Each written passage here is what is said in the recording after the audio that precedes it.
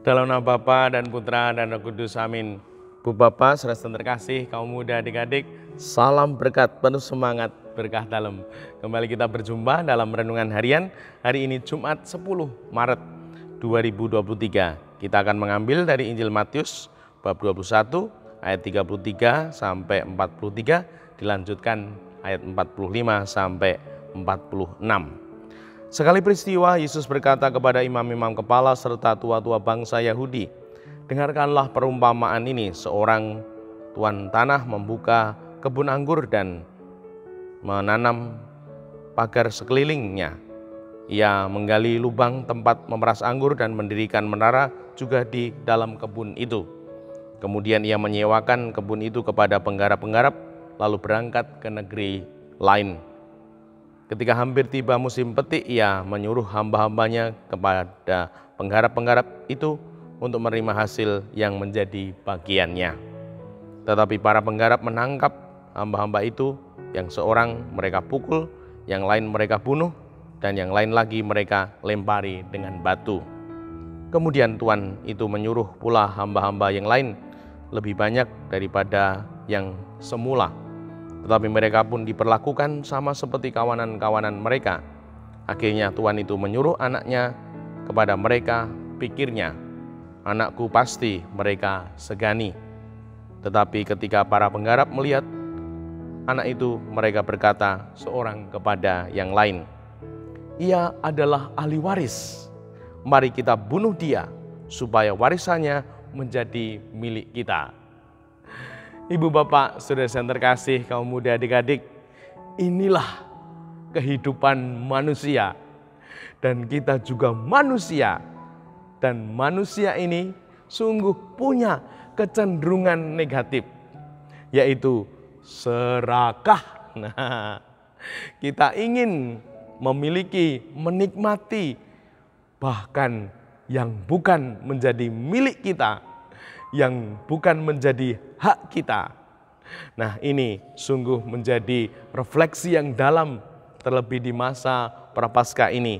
Semoga di masa Prapaskah ini kita makin dewasa untuk lebih bisa menata diri, untuk lebih bisa mengendalikan diri, untuk bisa mengerem kecenderungan-kecenderungan negatif, bahkan nafsu-nafsu duniawi, sehingga kita akan menjadi pribadi yang lebih baik, bertumbuh di dalam kebaikan Tuhan di masa Prapaskah ini. Maka dari itu, belajar dari sabda Injil suci ini, yang pertama, mari sungguh kita belajar menata diri, karena hidup kita tidak akan dengan sendirinya tertata, temoto. Itu harus ditata. Seperti kalau kita mempunyai rumah, mempunyai kamar pribadi, mempunyai baju kamar tidak akan tertata sendiri, tidak akan rapi dengan sendirinya. Harus ditata, harus dibersihkan. Nah, semoga kita sungguh-sungguh mau melakukan sehingga hidup kita lebih tertata.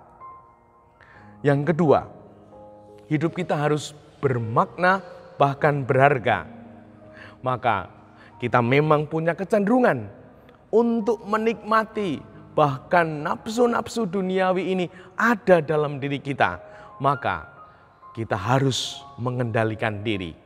Kita berani untuk memilih hal-hal yang lebih bernilai, hal-hal yang lebih bermakna, hal-hal yang lebih berguna, yang akan berbuah, bahkan akan menjadi berkah untuk kita sendiri, untuk keluarga, dan sesama kita. Dan yang ketiga, menjalani hidup ini harus sungguh bisa bersyukur. Kalau kita masih kesulitan bersyukur, kita tidak akan bahagia. Apalagi suka membanding-bandingkan, apalagi iri dengan rezeki, dengan keberuntungan, dengan berkah orang lain. Hidup kita akan sungguh tidak bahagia, namun hidup kita akan terasa berat. kita akan merasa diri kita sungguh tidak bahagia. Maka dari itu kita syukuri apa yang ada.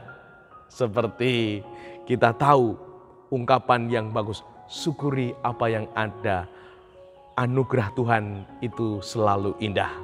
Besar, sedang, kecil itu bukan masalah. Tuhan selalu mencintai kita lebih daripada yang kita kira. Nah, semoga dengan demikian kita akan lebih hidup bahagia dan pribadi yang bahagia, mampu menyinarkan berbagi kebahagiaan untuk keluarga dan sesama. Dimuliakan Tuhan kini dan sepanjang masa. Salam berkat, penuh semangat, berkah dalam. Nama Bapa, Putra, dan Roh Kudus. Amin.